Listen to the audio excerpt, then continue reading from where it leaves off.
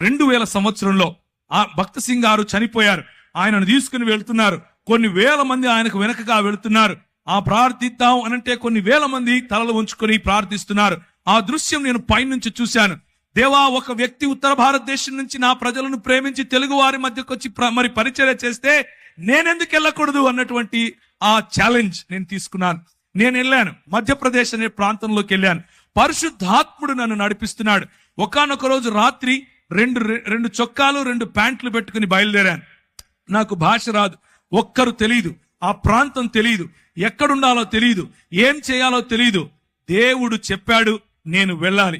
పరిశుద్ధాత్ముని యొక్క ప్రిపరేషన్, పరిశుద్ధాత్ముడు నీలో నిన్ను నింపినప్పుడు కేవలము నూనె బుడ్డీలు అమ్ముకునే పాస్టర్ గా మారవు నువ్వు. గుర్తుంచుకోండి ఈ విషయం. పరిశుద్ధాత్ముడు నిన్ను తాకినప్పుడు నువ్వు ఛాలెంజెస్ తీసుకుంటావు. ఇంతవరకు సహోదరుడు ఆజాద్ చెప్పినట్లుగా తన దేవుని ఎరిగిన వారు బలము కలిగి గొప్ప కార్యాలు చేస్తారు.